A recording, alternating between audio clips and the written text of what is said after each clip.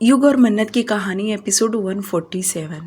काफ़ी देर तक उन दोनों में खामोशी बना रहा। उसके बाद राहुल माफ़ी मांगते हुए युग से कहा, देखो मेरी बहन ने जो इतना बड़ा कदम उठाया, मुझे इसके बारे में कुछ नहीं पता। नहीं तो तुम्हें ऐसा लगेगा कि मुझे इन सब के बारे में पहले से पता होगा, तो ऐसा बिल्कुल भी नहीं है। राहुल इस वक्त क्या बोल रहा था उसे ही नहीं समझ में आ रहा। राहुल कंटिन्यू बोले जा रहा था और अभी कोई डिसीजन नहीं ले पा रहा कि मैं उसे जाकर क्या कहूँ, क्योंकि मुझे उसकी शक्ल ही नहीं देखने का दिल कर रहा। इतनी नफ़रत हो गया है मुझे कि जाकर उससे क्या पूछूँगा कि तुमने यह सब क्यों किया। मैं अगर ऐसा जाकर उसे पूछूंगा तो मेरी ही इंसल्ट हो जाएगा। इसलिए मैं चाहता हूँ तुम्हें जो सज़ा देना है तुम अपने हाथों से उसे दो। उसके पास जाकर यह सब दिखाओ कि उसने क्या किया है, क्योंकि वह मेरी बहन है और मैं उसे कोई सज़ा भी नहीं दे सकता। इससे अच्छा है कि तुम ही जाकर उसे बताओ कि उसने क्या किया है और क्यों किया, और ऐसा करके उसे क्या मिला, बल्कि वह सबके नज़रों में गिर गई है।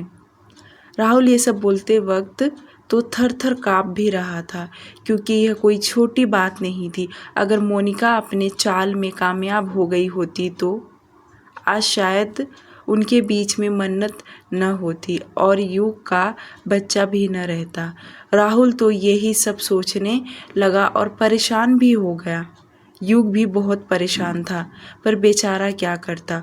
वह तो राहुल की वजह से चुप बैठा था, बल्कि अपने मुंह से एक भी शब्द नहीं निकाल रहा।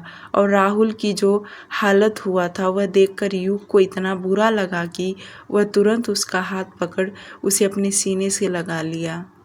सच में अगर युग की जगह कोई और होता तो आज इतना जानने के बाद दुश्मनी कर लेता, पर युग और राहुल की दोस्ती ही नहीं बल्कि सगे भाई से भी बढ़कर रिश्ता निभाते थे। युग आज पहली बार राहुल की आंखों में आंसू देखा था, वो भी किसी और के लिए, क्योंकि गलती कोई और कर रहा है और राहुल रहा था, जो देख युग को जरा भी पसंद नहीं आया, बल्कि उसका तो गुस्सा और भी बढ़ गया। युग राहुल को खुद से दूर किया और उसे हौसला देते हुए कहा, राहुल मैंने तुम्हें गलत मान रहा हूँ और ना ही मैं मोनिका को कोई सज़ा देने वाला हूँ। अगर उसे कोई सज़ा दे सकता है तो वह तुम हो। मैं कुछ नहीं करने वाला। मैं हमेशा तुम्हारी बहन को अपनी बहन के नज़रिए से ही देखा है। अगर वह कुछ और समझती है तो इसमें मैं कुछ नहीं कर सकता। अगर वह मुझे लाइक करती है तो वह उसका प्रॉब्लम है, मेरा नहीं, क्योंकि काव्या और मोनिका में मैं कोई फ़र्क नहीं समझा। युग बोल ही रहा था तो वहीं राहुल अपनी आंखें बंद करके उसकी बातों को अपने अंदर ही अंदर अमल करने लगा। युग आगे कहा, राहुल तुम अपने आप को बिल्कुल भी ब्लेम मत करो। इसमें तुम्हारी 1% भी कोई गलती नहीं है। अगर तुम ये समझ रहे हो कि तुम्हारी वजह से मोनिका ने यह सब किया तो यह गलत है। तुम अपनी जगह सही हो। अगर कोई बुरा है तो वह मोनिका है। दोपहर का वक्त, दोपहर के 1 बजे राहुल अपने घर आया तो मोनिका भी कुछ देर पहले ही कहीं बाहर गई थी और वह अभी अभी आकर बैठी थी, जो दिखने में बहुत थकी हुई दिख रही थी। और राहुल अपने साथ दिनेश को घर लेकर ही गया था, क्योंकि वह जानता था कि कुछ भी कर लो मोनिका उसकी बातों पर यकीन नहीं करेगी। इसलिए वह दिनेश को अपने साथ लेकर जाना सही समझा, ताकि वह सब कुछ उसे अपनी आंखों से दिखा सके। तब भी उसकी बहन को यकीन आएगा और उसने सोच भी लिया था कि वह उसे क्या सज़ा देगा, क्योंकि आज वह अगर उसे छोड़ दिया तो मोनिका कभी सुधरने का नाम नहीं लेगी। इसलिए वह उसे अब सबक सिखा कर रहेगा। राहुल घर जाते ही मोनिका के सामने खड़ा हो गया और मोनिका अपने भाई को देखी तो उसकी नज़र तुरंत उसके साथ खड़े दिनेश पर गया और वह तुरंत सोफे से उठ कर बैठ गई और पूछने लगी, राहुल भाई, आज आप ऑफिस नहीं गए? राहुल कुछ बोला नहीं, बल्कि उसने अपने आंखों से इशारा किया दिनेश को बोलने के लिए, और दिनेश तुरंत सोफे पर बैठा और अपना लैपटॉप ऑन किया। दिनेश मोनिका के तरफ देख बोला, हेलो मोनिका, मुझे तुमसे बात करना है, यानी तुम्हें कुछ दिखाना था। मोनिका दिनेश को बड़े ध्यान से देख रही थी, पर उसे समझ में नहीं आ रहा कि यह कौन है और क्या दिखाना चाहता है। तो वहीं राहुल को अब रहा नहीं गया और वह मोनिका के सामने आकर खड़ा हो बड़े सख्त आवाज़ में बोला, मोनिका, क्यों किया तुमने यह सब? क्या मिला तुम्हें ये सब करके? और नहीं तो। राहुल का चेहरा एकदम उतरा हुआ था, जो देख मोनिका परेशान होते हुए बोली, भाई क्या कह रहे हैं आप? मुझे कुछ समझ में नहीं आया, क्या कहना चाहते हैं आप? मुझे साफ साफ बताइए। जो सुन राहुल चिढ़ते हुए बोला, बहुत अच्छा काम किया है तुमने, जो मैं तुम्हें बताऊं, यहाँ तक कि पूरी दुनिया को बताना चाहिए। इसी में तुम्हारी भलाई रहेगी, ताकि सभी को पता चले कि तुम किस टाइप की औरत हो। जो बच्चा अभी दुनिया में आया नहीं, तुम उसे मारना चाहती हो। सबको मार के तुम अपना घर बसाना चाहती हो। ऐसा कभी नहीं होगा मोनिका। मोनिका को बिल्कुल भी समझ में नहीं आ रहा कि उसका भाई क्या कह रहा है, क्या बताना चाहता है। कि उतने में दिनेश अपना लैपटॉप का स्क्रीन उसके तरफ किया, जो देख मोनिका तो दंग हो गई। और वह उसके बाद दिनेश बारीक बारीक से एक एक चीज़ उसे बता दिया, जो थोड़ी देर पहले मोनिका तुरंत अपने हाथ अपने चेहरे से ढक ली और वह आगे बढ़ने लगी। उसे यकीन नहीं हो रहा कि ये कैसे हो सकता है। उसे विश्वास नहीं हो रहा, ज़रूर कुछ तो प्रॉब्लम है। पर राहुल तुरंत उसे समझाते हुए कहा, प्रॉब्लम सिस्टम में नहीं, प्रॉब्लम तुम में है मोनिका। राहुल अपनी बहन मोनिका पर बहुत चिढ़ गया था, बल्कि वह इतना ज़ोर ज़ोर से चिल्लाने लगा और साथ ही साथ में उसकी बेइज्जती भी कर रहा था। करीब 1 घंटा तक वह उसे सुनाते रहा, बचपन से लेकर अब तक कि वह उसने किसी भी चीज़ की कमी नहीं किया, यहाँ तक कि स्टडी के लिए अब्रॉड भेजा। वहाँ से आने के बाद वह अपनी कंपनी में उसे आधा शेयर उसे ही देने वाला था। वह चाहता था कि उसकी बहन संभाले, उसका हाथ बांटे, पर उसकी बहन तो किसी और काम में बिजी थी। और लास्ट में उसने यह भी कहा कि मैं उसे आज ही अब्रॉड भेजूंगा, यहाँ उसे नहीं रख सकता, वरना वह सबके लिए खतरा बन जाएगी। राहुल ने तुरंत ऑफिस में कॉल किया, अब्रॉड के लिए टिकट बुक करवाया और मोनिका को तुरंत पैकिंग करने के लिए कहा। करीब 2 से 3 घंटे में ही मोनिका को मजबूरन तैयार होना पड़ा। राहुल ने उसे किसी से भी मिलने नहीं दिया और ना ही उसकी बातों को सुना, और खुद अपने साथ उसे एयरपोर्ट लेकर गया कि वह दूसरे को कोई चकमा ना दे सके। आज ही उसे अब्रॉड भेज दिया और उसके जाने के बाद वह वहीं एयरपोर्ट पर बहुत देर तक रोता रहा। जो भी उसकी सगी अपनी बहन थी, और उसने जो किया उसकी वजह से राहुल को बहुत शर्मिंदगी महसूस हो रहा था। देर रात से राहुल अपने घर आया, और घर आया तो देखा काव्या और युग दोनों उसका इंतज़ार कर रहे थे। जो देख राहुल को बिल्कुल भी यकीन नहीं हो रहा कि काव्या उसके सामने खड़ी है, और साथ ही साथ में युग भी। राहुल बहुत रोया था, जिसकी वजह से उसका चेहरे का रंग ही बदल चुका था, और ऊपर से वह अपना ब्लेज़र कार में ही रख दिया था, और उसके आधे शर्ट इन थे तो आधे बाहर लटक रहे थे। उसकी हालत ही बिगड़ चुकी थी। जो देख काव्या तुरंत उठकर राहुल की तरफ बढ़ी, तो वहीं युग जो सोफे पर बैठा था वह भी उठ खड़ा हुआ। काव्या ने राहुल का यह रूप पहली बार देख रही थी, क्योंकि इतना अपसेट तो उसने कभी उसे देखी ही नहीं। हाँ, बिजी वह हमेशा रहा है, पर ऐसा उतरा हुआ चेहरा कभी भी नहीं रहा। और वह इतना बिजी रहने दो, जब काव्या उसके सामने होती है तो वह एक स्माइल तो ज़रूर देता है। और काम के साथ साथ वह काव्या पर भी नज़र हमेशा रखता, पर आज उसकी नज़रें एकदम झुकी हुई थी। जो काव्या देखकर जाते ही उसके हाथ पकड़ ली। उसका यह रूप देख उसका भी गला भर आया। युग भी चलते हुए राहुल के पास आया और बड़े नरम आवाज में बोला, राहुल, सब ठीक हो जाएगा, तुम इतना परेशान मत हो, और तुमने जो किया है उस पर अफसोस करने की कोई ज़रूरत नहीं है। मोनिका जितना दूर रहेगी उसे सबक आएगा। वह तुम्हारे ज़्यादा प्यार देने की वजह से भटक चुकी थी, बाकी कुछ नहीं। युग का इतना कहना कि राहुल अपनी नज़र उठाकर ऊपर देखा और एकदम शांत आवाज़ में बोला, प्यार करना भी क्या गुनाह हो जाता है? माँ बाप नहीं थे, मैंने उसे किसी चीज़ की कमी नहीं किया, तो क्या इसमें मेरी गलती है? राहुल को यह ठीक तरह से बोलने भी नहीं आ रहा था कि उतने में काव्या ने तुरंत उसका हाथ पकड़ ली और वह समझ चुकी थी कि अगर राहुल ऐसे ही बातें करते रहा तो वह ज़रूर रो देगा, और काव्या बिल्कुल भी उसे रोना नहीं देख सकती। इसलिए वह तुरंत हाथ पकड़ के उसे बैठने के लिए फोर्स करने लगी। तो युग भी बात बदलते हुए कहने लगा, प्यार करना कोई गुनाह नहीं है, पर हम जिसे प्यार करते हैं वह हमारे प्यार का कदर नहीं करते, तो उन्हें कुछ वक्त के लिए अकेला छोड़ देना चाहिए ताकि वह अच्छे से सबक सीख सके।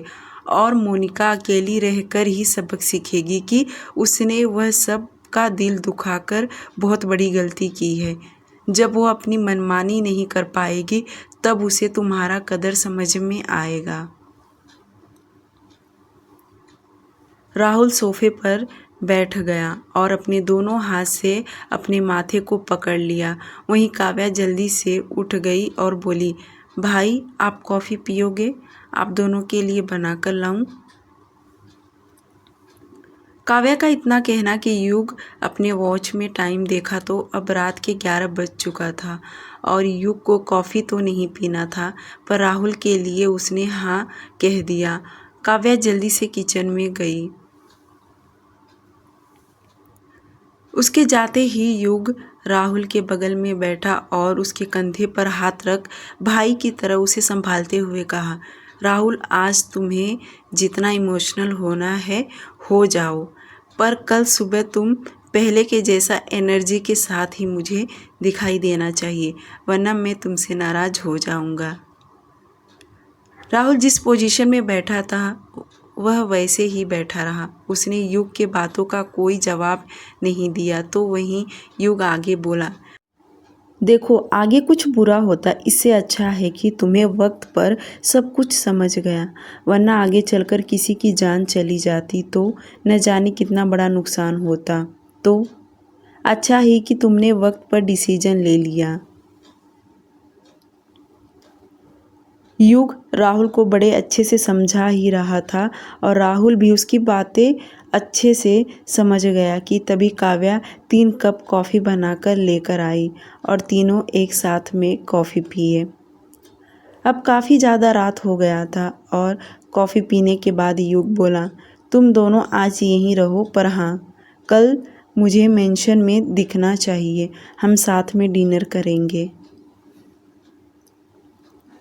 युग अपनी बहन को जानबूझकर लेकर आया था। उसे पता था कि राहुल बहुत अपसेट रहेगा और वह अपनी बहन को इसलिए छोड़कर जाना था कि अकेले रहकर कहीं खुद को गलत ना समझ ले।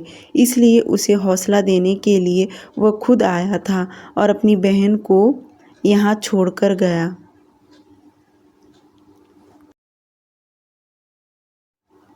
युग दोनों को गुड नाइट बोला और वहाँ से चला गया। उसके जाने के बाद काव्या उसके बगल में बैठ तुरंत उसके गले लग गई। वहीं राहुल भी उसके पीठ को सहलाने लगा और उसे माफ़ी मांगते हुए कहा, सॉरी, मैंने उस दिन तुम्हारा साइड नहीं लिया, क्योंकि मैं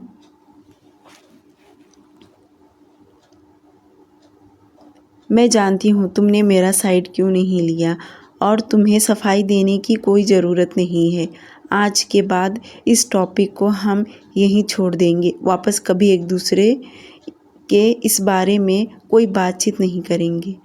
युग भाई सही कहते हैं, राहुल का डिसीजन एकदम परफेक्ट होता है, उस पर कभी शक नहीं करना। काव्या का इतना कहना कि राहुल अब जाकर मुस्कुरा दिया और काव्या तुरंत उसे दूर हुई और उसके चेहरे को देख तुरंत उसके गालों को चूमने लगी। जो देख राहुल बोला, किससे कुछ नहीं होगा, मुझे भूख भी लगा है। तो काव्या बच्चों की तरह अपनी शक्ल बनाते हुए बोली, पर मैंने तो कुछ नहीं बनाई हूँ, खाने का तो मुझे याद ही नहीं आया। उसका इतना कहना कि राहुल अपनी आंखें छोटी कर लिया और काव्या बोली, तो क्या मैं मैगी बनाऊं? आज रात दोनों यही खाकर सो जाते हैं, पर हाँ, कल मॉर्निंग में ब्रेकफास्ट में अपने हाथों से बनाऊंगी। काव्या का इस तरह सवाल पूछना अब राहुल हंस दिया। राहुल कभी किसी चीज़ का डिमांड नहीं करता था, वह हमेशा जेंटलमैन की तरह ही रहता है। अपनी बहन को जितना प्यार करता था वैसे ही काव्या को अपनी पत्नी के जैसा प्यार करता। अगर वह कोई काम नहीं करती तो भी राहुल कभी उसे किसी चीज़ के लिए नहीं कहा कि वह काम करे या उसे कोई काम करने के लिए फोर्स किया हो। वह बिल्कुल भी ऐसा कभी नहीं करता। काव्या किचन में मैगी बनाने चली गई तो वहीं राहुल कमरे में जाकर सबसे पहले फ्रेश हुआ। उसके बाद दोनों हॉल में बैठकर एक ही बाउल में एक ही चम्मच से मैगी खाने लगे और खाने के बाद दोनों बेडरूम में आए। काव्या जानती थी कि राहुल सिर्फ उसके सामने हंस रहा है, पर वह अपनी बहन को लेकर अभी भी दुखी है, इसलिए वह उसके माथे को अपने हल्के हाथों से मसाज देने लगी, जिससे राहुल को सच में बहुत अच्छा फील करने लगा और थोड़ी ही देर में वह गहरी नींद में सो गया। तो काव्या उसके बगल में बैठकर उसके चेहरे को देखती रही और उसे बहुत अपने पति पर प्यार आने लगा और उसकी सोने के बावजूद भी उसके गाल, नाक, हर जगह किस और उसके सीने में चिपक कर सो गई।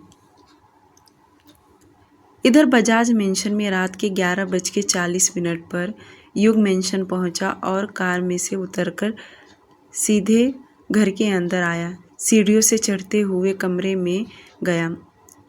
उसे तो लगा था कि मन्नत सो गई होगी, पर ऐसा बिल्कुल भी नहीं, बल्कि मन्नत बेड पर लेटे ही करवट बदल रही थी, पर वह अभी सोई नहीं थी, सोने की कोशिश कर रही थी। युग जैसे कमरे का दरवाज़ा खोला कि मन्नत धड़क से आंखें खोल दी और युग अंदर आया तो देखा मन्नत जो लेटी थी वह उठकर बैठी, पर उसकी आंखों में अब नींद था। मन्नत को उठता देख युग उसी के तरफ बढ़ आया और एकदम उसके पास आकर बोला, तुम सोई नहीं अभी तक? जो सुनकर मन्नत बोली, इतना लेट आ रहे हो तुम? और काव्या और राहुल भाई वे दोनों आए कि नहीं? युग टेबल पर अपना मोबाइल रखा और वॉच भी निकालते हुए कहा, नहीं, वह दोनों तो नहीं आए, पर कल आ जाएंगे। मन्नत बेड पर से उठने लगी। जो देख युग बोला, अब उठ क्यों रही हो? सो जाओ, आराम करो। अब नींद नहीं आ रहा तो क्या ज़बरदस्ती सो जाऊं? ये बोलते वक्त मन्नत बेड पर से उठ गई और सोफे पर आकर बैठी तो वहीं युग वॉशरूम की तरफ जाते हुए बोला, ठीक है, मैं 5 मिनट मेरा वेट करो, मैं आ रहा हूँ। वह सीधे वॉशरूम में गया और 5 से 10 मिनट के बाद वह फ्रेश होकर बाहर आया और आते ही मन्नत के बगल में बैठ गया। उसके बैठते ही मन्नत अपना सिर युग के गोद में रख लेट गई। उसे इस तरह सोता देख युग उसके माथे पर अपना हाथ फेरने लगा और प्यार से बोला, यहाँ सोने से अच्छा है बेड पर चलो।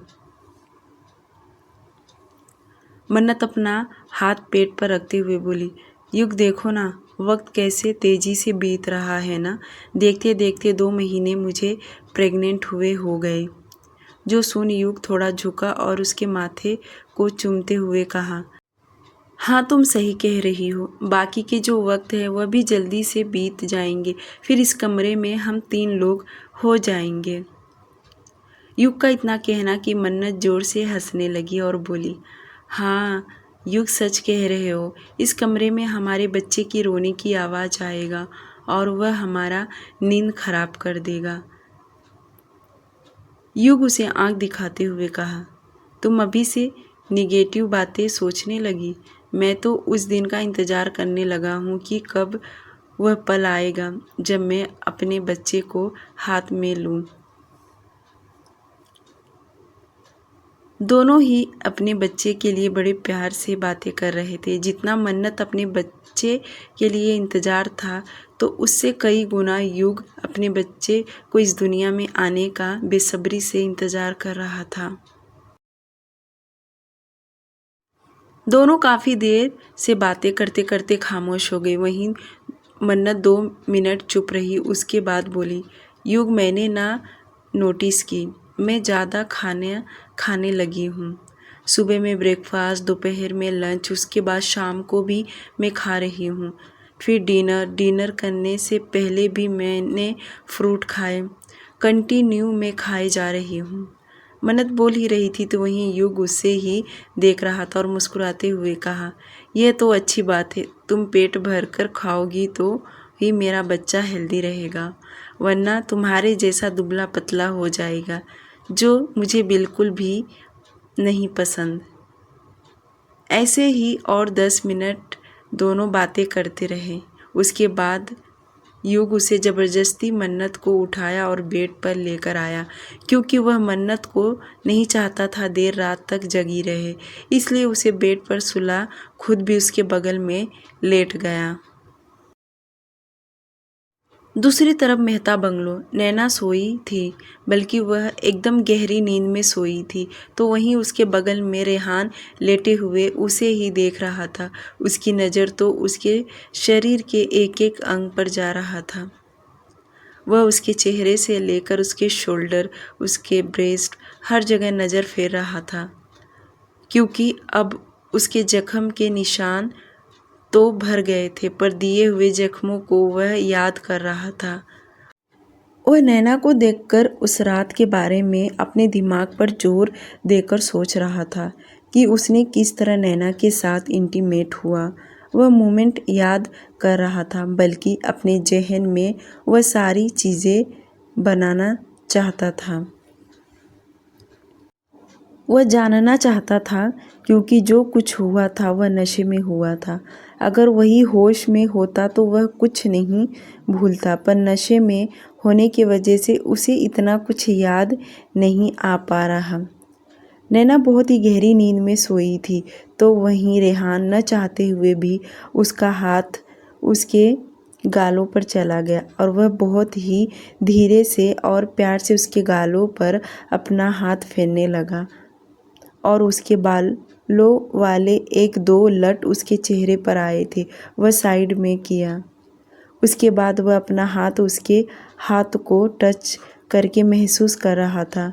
रेहान बहुत देर तक नैना को देखता रहा, बल्कि कई बार उसके गाल, उसके बाल, हर जगह छूकर देख रहा था, जैसे कि अगर नैना जागती तो वह ऐसा बिल्कुल नहीं कर पाता, पर उसके सोने के बाद वह ऐसा कर रहा था।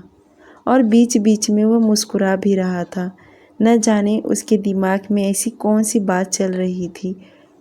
कई 1-2 घंटे तक वह ऐसे ही किया। उसके बाद उसके कमर में हाथ डाल उसे थोड़ा अपने तरफ खींच लिया।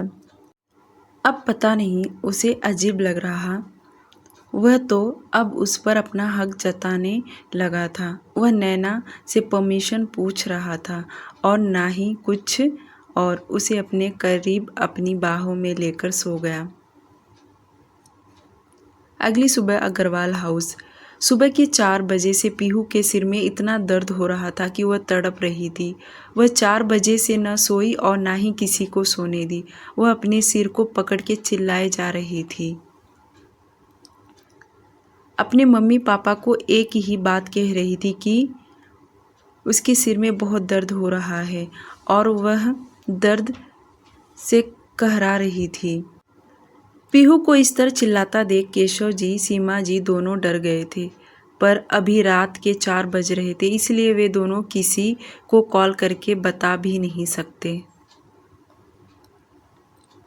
सीमा जी तो उसे पकड़ के बैठकर रोने लगी, तो वहीं केशव जी उन पर गुस्सा कर रहे थे। वह कह रहे थे कि ये जो कुछ हो रहा है सब उनकी करनी के वजह से हो रहा है। अगर उसने आज अपनी बेटी को ये सब नहीं दी होती तो आज ऐसा न होता।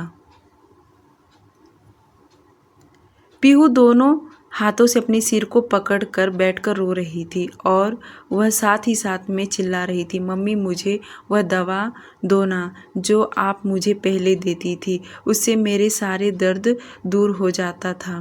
प्लीज़ दो ना मम्मी मुझे। यह दर्द बिल्कुल भी मुझसे सहा नहीं जा रहा। ऐसा लग रहा है कभी भी मेरा सिर फट सकता है। पीहू का इस तरह बार बार कहना तो सीमा जी भी रोने लगी।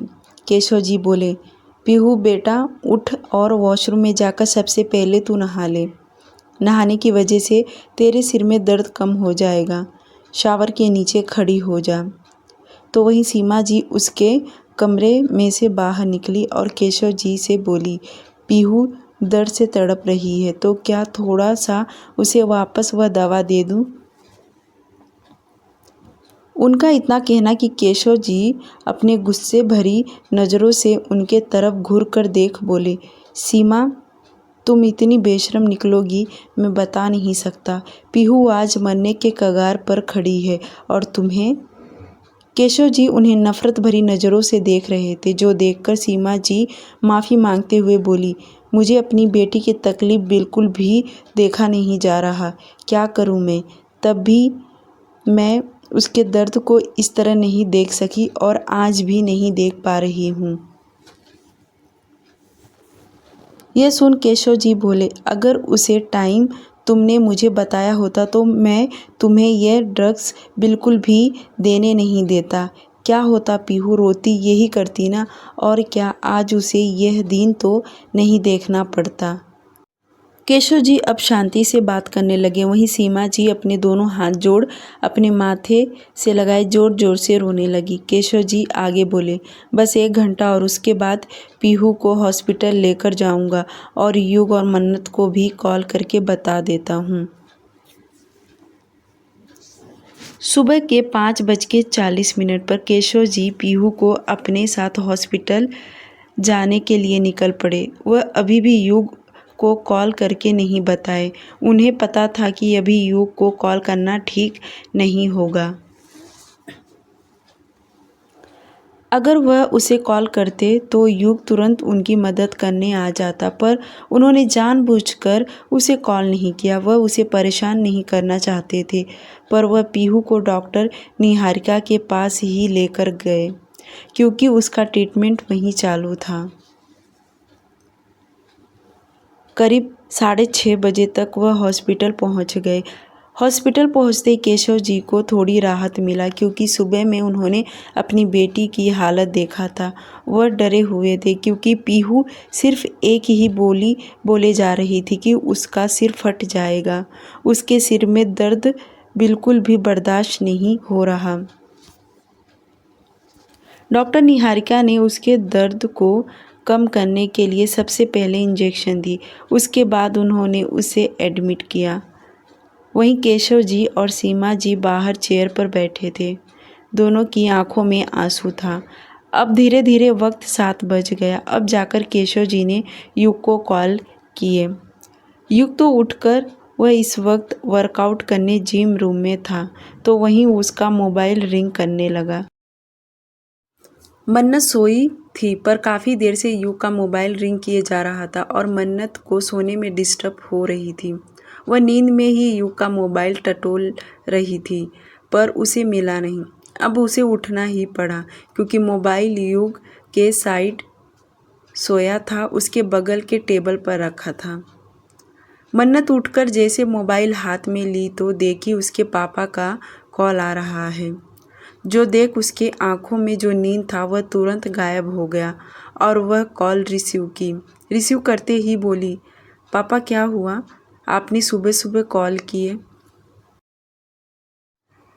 युग के मोबाइल पर मन्नत का आवाज़ आया। आवाज़ सुन केशव जी तुरंत बताए कि वह पीहू को लेकर हॉस्पिटल आए हुए हैं। उनका इतना कहना कि मन्नत डर गई और वह पूछने लगी उसे क्या हुआ है, जो सुन केशव जी सब कुछ उसे बता दिए। मन्नत अपने पापा की सारी बातें सुनकर मन्नत तो दंग हो गई। उसे यकीन नहीं कि उसकी बहन की हालत इतनी बिगड़ी हुई है और तुरंत बेड पर से उठ खड़ी हुई और अपनी नज़र चारों तरफ फेरी तो उसे युग दिखाई नहीं दिया। वह समझ गई कि युग इस वक्त जिम रूम में है। युग जैसे बाहर आया कि मन्नत बाहर उसका इंतज़ार कर रही थी और जब दोनों कमरे में आए तो उसे वॉशरूम में जाने की वजह सब कुछ बताने लगी। आज सुबह सुबह क्या हुआ था वह उसे वॉशरूम जाने नहीं दी। मन्नत की फैमिली वाले परेशान में होंगे तो भला मन्नत कैसे चैन से रह सकती। युग और मन्नत दोनों जल्दी से फ्रेश हुए और आज भी दोनों नीचे जल्दी आ गए थे। नीचे आने के बाद युग ने अपनी मॉम से कहा कि वह अग्रवाल फैमिली जा रहा है। अब मन्नत भी जिद करने लगी कि उसे अपने फैमिली वालों से मिलना है और देखना है, जो कि मन्नत और उसकी फैमिली भी मान गए। युग मन्नत को अपने साथ लेकर जल्दी से मेंशन से बाहर निकल गया। उसे भी हॉस्पिटल पहुंचना था। न जाने तरह तरह के ख्याल आने लगा। सुबह के 9 बजे सिटी हॉस्पिटल युग अपने साथ मन्नत को लेकर सिटी हॉस्पिटल पहुंच गया, जहां पर अग्रवाल फैमिली पहले से ही मौजूद थी। वह जल्दी से फ्लोर पर पहुंचा तो वहीं बाहर चेयर पर केशव जी और सीमा जी दोनों बैठे रो रहे थे। जैसे मन्नत की नज़र अपने पापा पर गया कि वह दौड़ते हुए उनके पास गई और उनके बगल में बैठकर वह परेशान होते हुए पूछने लगी, पापा क्या हुआ पीहू को, और आपने पहले क्यों नहीं बताया। वहीं युग भी सामने आकर खड़ा हो गया। उसके भी चेहरे पर परेशानी के मिले जुले भाव दिखाई दे रहे थे। युग भी परेशान होते हुए केशव जी से पूछा, जो उन्होंने तुरंत उसे बताया कि सुबह 4 बजे से पीहू के सिर में काफ़ी दर्द होने लगा। वह ज़ोर ज़ोर से चिल्ला रही थी और हॉस्पिटल लाने तक वह एक ही शब्द लगातार बोले जा रही थी कि उसके सिर में इतना दर्द कर रहा है कि फट जाएगा। युग पहले उनकी बातें सुना, उसके बाद सभी से कहा कि वह डॉक्टर निहारिका से मिलने जा रहा है। वह तुरंत डॉक्टर निहारिका के कैबिन में गया।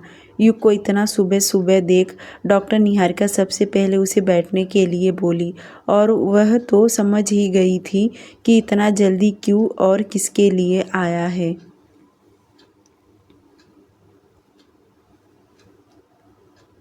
तो उन्होंने पीहू का रिपोर्ट अपने हाथ में लिया और सीरियस होकर बताने लगी। उन्होंने साफ साफ शब्दों में कहा, पीहू के बॉडी को ड्रग्स लेने की आदत पड़ चुकी थी और अब उसे काफ़ी समय से ड्रग्स नहीं मिल रहा, जिस वजह से उसका शरीर उस चीज़ को पाने के लिए तड़प रहा है। उसके शरीर में रह रह के हीट बढ़ना, सिर में दर्द करना, उसके न जाने कितने सारे अड़चनों का सामना करना पड़ रहा है। युग को कैबिन के अंदर जाता देख मन्नत भी उसके पीछे आई और जो डॉक्टर निहारिका ने कहा अब उसने भी सुन ली। मन्नत के माथे पर परेशानी की लकीरें साफ साफ दिखाई दे रहा था। वहीं युग के बगल वाले चेयर पर आकर बैठ गई।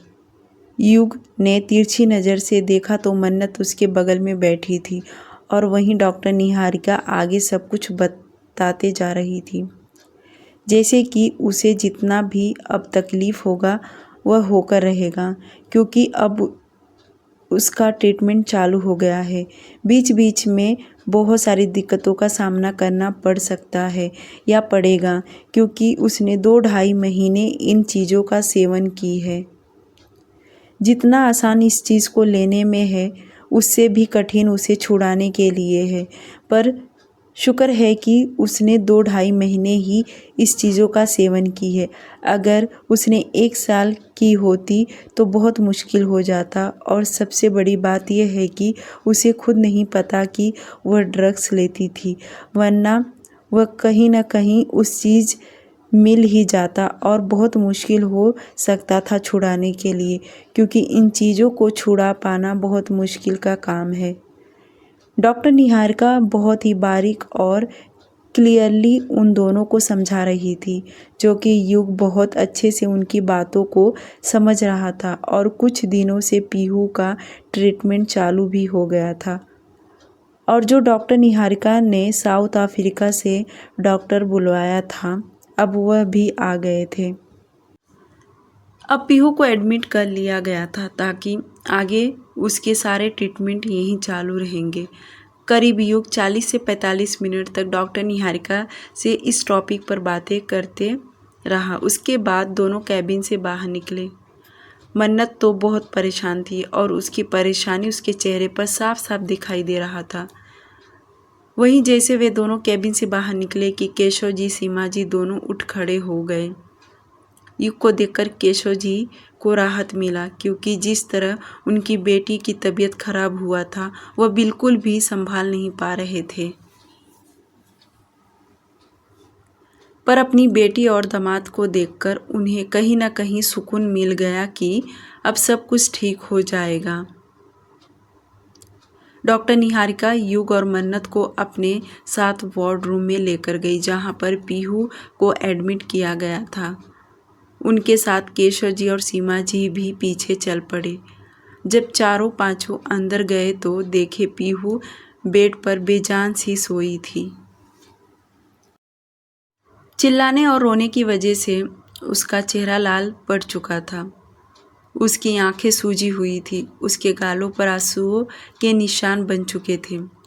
मन्नत चलते हुए पीहू के पास गई और उसके चेहरे को छूकर वह रो पड़ी, क्योंकि उसने अपनी बहन को इस हालत में कभी देखी नहीं थी। आज पहली बार वह हॉस्पिटल के बेड पर देख रही है, वह भी इस कदर जो कभी उसने सपने में भी नहीं सोची होगी। और आज उसकी बहन की यह हालत हो गया है। मन्नत रोते हुए खुद से बोली, क्या गलती है मेरी बहन की? यही ना कि उसने सच्चे दिल से किसी को चाहा, किसी से प्यार किया, और बदले में उसे क्या मिला? सजा। वो भी घुट घुट के मौत मर रही है। युग ने अपना मोबाइल लिया और मयंक को कॉल लगाया, और जैसे उसने कॉल रिसीव किया कि युग उसे डायरेक्ट हॉस्पिटल आने के लिए कहा। युग के मुंह से जैसे मयंक का नाम केशव जी ने, सीमा जी और मन्नत ने, तीनों ने सुना, तीनों के चेहरे एक ही रिएक्शन था, और वह तीनों एक साथ में युग को देख रहे थे कि उसने मयंक को यहाँ क्यों बुलाया। वह आकर क्या करेगा? तमाशा देखेगा?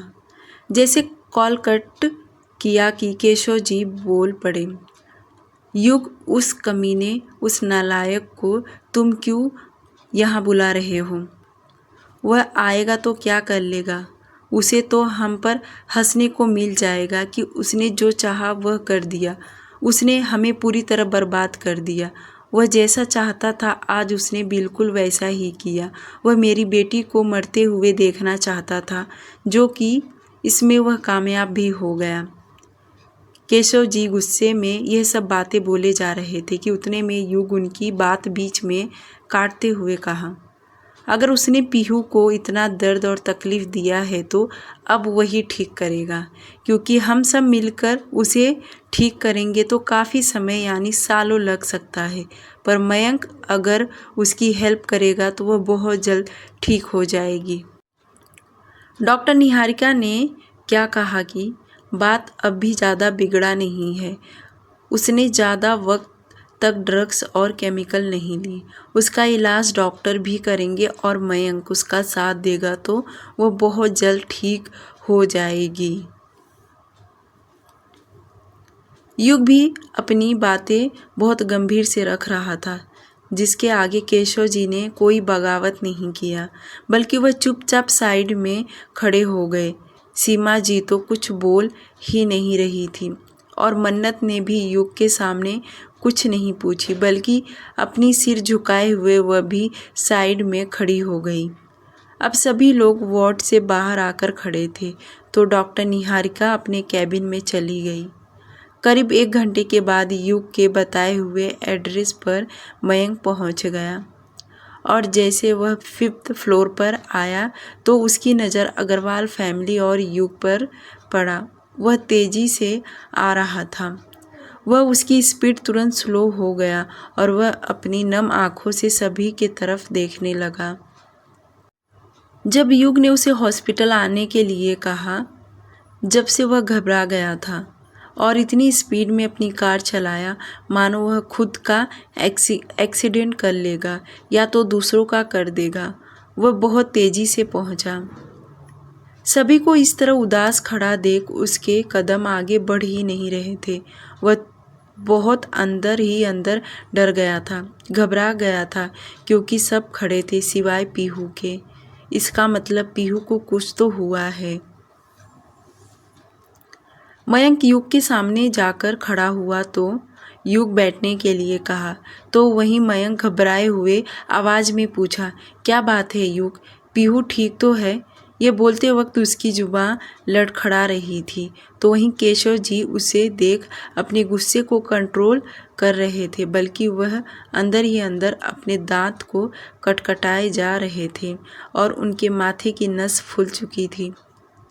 मयंक युग से लगातार प्रॉब्लम पूछ रहा था तो वहीं युग भी उसे पीहू के हेल्थ कंडीशन के बारे में बताने लगा।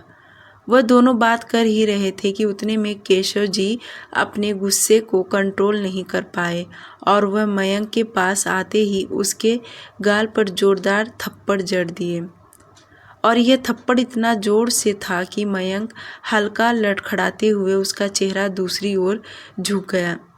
यह किसी ने भी उम्मीद नहीं किया था कि केशव जी ऐसा कुछ कर देंगे। वहीं मन्नत भी अपना हाथ मुंह पर लगाकर शॉक्ड हो गई। सीमा जी तो पहले से ही डरी घबराई थी, पर यह देखकर वह और भी परेशान हो गई। अब उन्हें डर लग रहा था कि पता नहीं अब क्या होगा। वहीं युग को भी उम्मीद नहीं था कि केशव जी ऐसे अचानक से उस पर हाथ उठा देंगे। मयंक जो थोड़ा सा झुका था वह सीधा खड़ा हुआ और उसका हाथ तुरंत अपने गाल पर पहुंच गया, क्योंकि केशव जी ने अपनी पूरी ताकत लगाकर उसके गालों पर थप्पड़ लगाया था। मयंक को इस थप्पड़ से कोई फर्क नहीं पड़ा, बल्कि केशव जी उसे चाकू छुरी से भी मारते तो भी वह उससे कोई गम नहीं था। अगर उसे दर्द और तकलीफ हो रहा था तो सिर्फ और सिर्फ पीहू के लिए।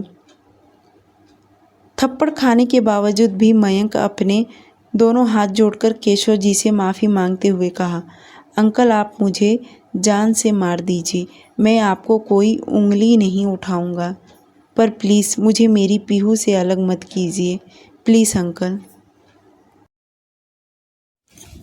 मयंक का इतना कहना कि केशव जी तुरंत उसका कॉलर पकड़ लिया और दांत पीसते हुए बोले, क्या कहा तुमने? मैंने तुम्हें उससे अलग किया? मैंने किया तुम्हें? अरे तुमने तो मेरी बेटी को हर किसी से अलग कर दिया। खुद तो तुमने उसकी ज़िंदगी ख़राब किया और आज उसे हम लोगों से भी दूर कर रहे हो। कहाँ मेरी बेटी फूल जैसी खेलती कूदती थी और आज तुम्हारी वजह से वह अपनी ज़िंदगी और मौत से लड़ रही है। यह सिर्फ तुमने उसकी यह हालत किया है। क्या कसूर था मेरी बेटी का बताओ? क्या गलती उसकी जो तुमने उसे इतनी बड़ी सज़ा दिया? बहुत भरोसा करती थी वह तुम पर और तुमने क्या किया उसके साथ? पूरी सोसाइटी में तुमने उसे बदनाम कर दिया। कैरेक्टरलेस बताया, ये तुम्हारा प्यार है? इस तरह तुम उससे प्यार करते हो? बताओ, आज बताओ सबके सामने। उसे जिंदा मार कर अब आए हो उससे प्यार करने के लिए? इतना बोल केशव जी ने उसका कॉलर को छोड़ दिया और अपना चेहरा दूसरी ओर फेर लिया, क्योंकि उनके आंखों में आंसू आ गया था। तो वहीं सीमा जी तनतनाते हुए मयंक के पास आते बोली, जब तुम मेरी बेटी को छोड़ कर गए थे ना, उस दिन से आज तक वह हंसी नहीं है।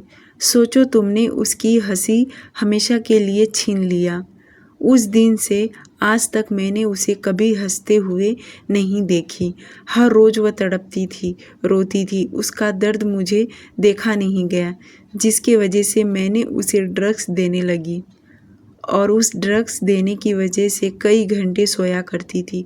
पर मुझे नहीं पता था आज मेरी बेटी की यह हालत हो जाएगा। वह मरने के कगार पर आ गई।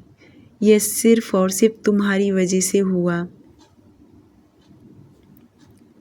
अगर मुझे पता होता मैं उसे यह सब नहीं देती, और तुम्हें भूलने के लिए मैं उसे डॉक्टर से केमिकल लेकर उसे देने लगी ताकि वह तुम्हें पूरी तरह भूल जाए। और हुआ भी, पर उसका परिणाम भी बहुत गलत हुआ। मेरी पीहू की खुशियाँ अब मर गई है। उसको जिंदा करना किसी की बस की बात नहीं। सीमा जी की बातें सुनकर अब मयंक खुद को रोने से रोक न सका। जब वह उसके घर जाकर उनकी बदनामी किया था, तब से लेकर आज वह पहली बार वे लोग उस पर गुस्सा निकाल रहे थे। मयंक को बुरा तो इस बात का लगा कि उसकी पीहू आज तक हंसी नहीं। आखिर वह इतना बड़ा निर्दयी है कि हंसती खेलती पीहू की हंसी छीन लिया। डियर लिसनर, आज के लिए सिर्फ इतना ही। प्लीज़ स्टोरी को लाइक और चैनल को सब्सक्राइब करना तो बिल्कुल भी मत भूलिए। और रॉन्ग नंबर वाला का अडल्ट कंटेंट प्लीज़ टेलीग्राम पर जाकर सुनिए।